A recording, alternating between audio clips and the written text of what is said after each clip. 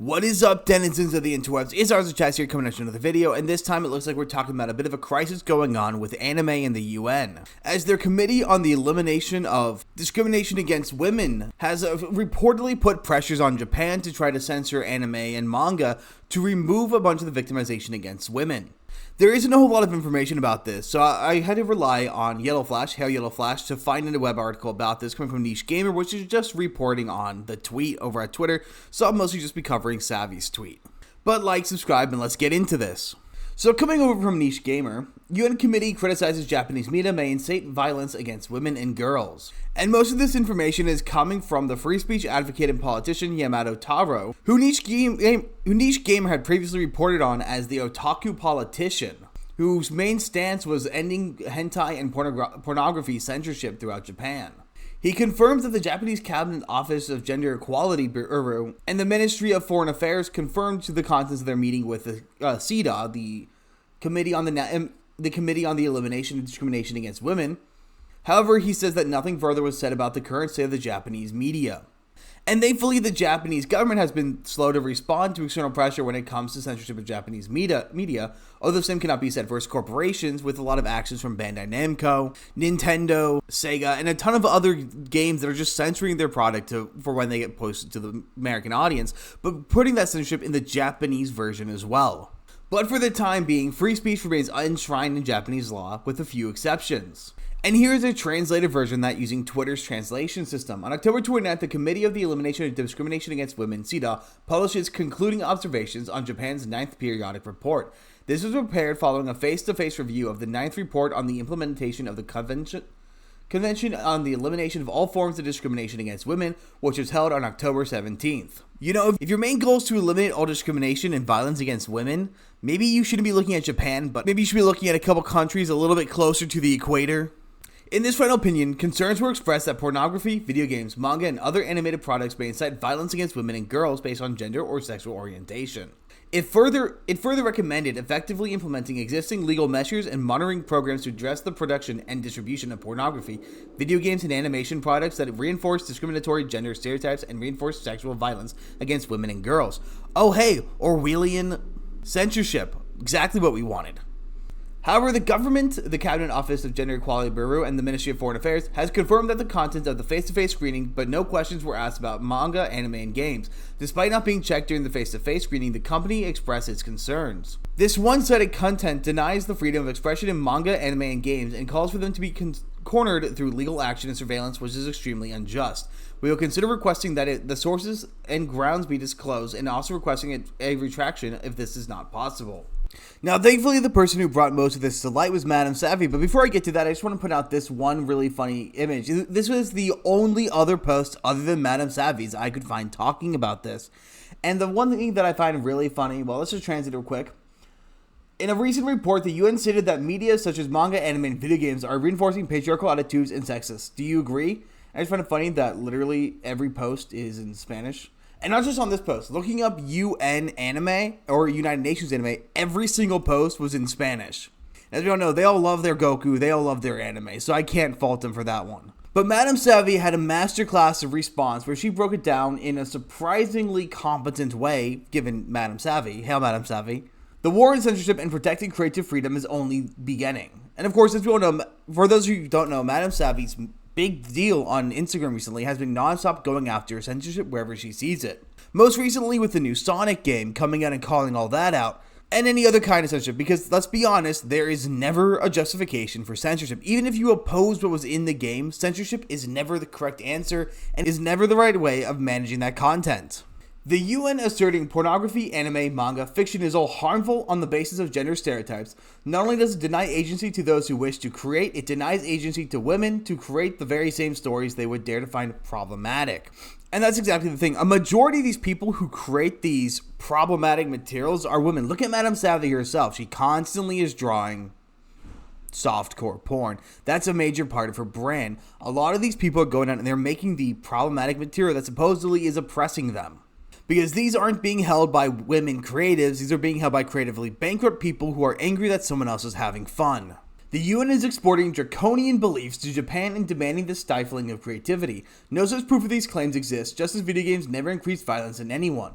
And this is true. There has been no study to find an actual causation between the two. The closest they can find is a very, very, very loose correlation. However, even those correlations are completely faulty because when you actually look into it, it's not the pornography that's the problem. It may be the violent nature or the extreme nature of it. It is no different effect than an R-rated thing versus a PG thing. And even then, the effects caused from watching things is very limited. And that even goes back to the Bobo doll experiment, the first ever experiment on television and violence in children, which found that showing children a clip of someone being very violent with a Bobo doll, the kind of dolls that if you knock over, it always stands back up, showing kids that video and then letting them play with the Bobo doll with a room filled with toy guns, knives, stuff like that. What they found is that the kids who watched the video did show an increased level of violence for a short period of time. However, shortly after watching the video, shortly after they watched the videos and imitated the stuff done in the videos, they quickly returned to a status quo of a non-violent playstyle, as the kids were just modeling what they had just seen. Madam Savvy continues, make no mistake, the people in power weaponized compassion to get there and manipulated mentally weak individuals to spread their messaging. And that's exactly true. There's no doubt about that. The whole is, won't someone just think of the children? Won't someone just think of the women? Why do you care? It's just a little bit of a change that doesn't hurt anything. It's not changing the story. Why do you care? It's just a change to the costume. Appeal to pathos or an appeal to triviality are the two main goals when it comes to arguing with these anti-censorship people like me or Madam Savvy. And then, of course, the favorite one is well, why do you care? Don't you just want to goon to it? No, we don't. We don't want to goon to Amy from Sonic. We don't want to do that.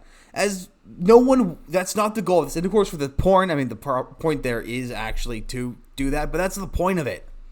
The whole idea here is that censorship is the villain, 100%, and it always will be.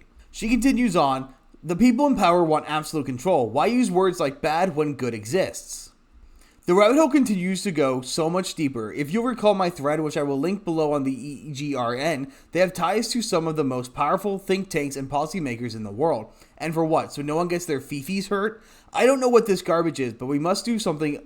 We must do everything in our power to end censorship of fiction, of story, and of thought. I implore everyone to please research and continue to talk about this, to look into even the smallest of censorship. There is no such thing as problematic fiction and government oversight and policing of creative expression. I refuse to accept any of this. Abolish the rating system and create something new. Abolish the concept of a localizer who dare delete cultural references and censors outfits and dialogue. Abolish the need for regional specific releases. Do not sell your IP to a company. Cling to your creations and self-publish. Ripaverse represent. Self-publish.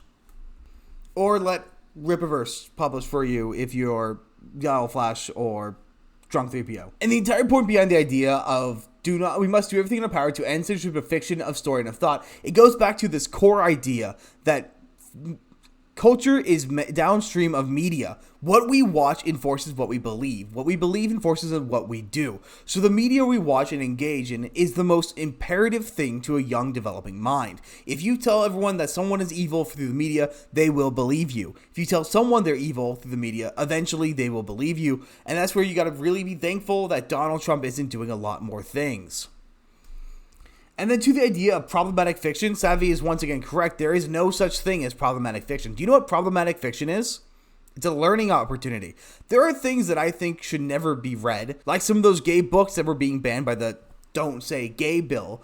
They should never be read by anyone because it's straight up child pornography, but it does constitute as fiction. So no, I don't believe we should be censoring or banning it, though I don't think it should be in public schools. We should instead allow people to be able to read it and discuss it openly and fairly. Because if you cannot read or find something, then you cannot discuss or criticize it. And if you cannot discuss or criticize it, you cannot deny its you cannot deny it. Then if you leave it alone, it will begin to grow and fester into something significantly worse and far more dangerous.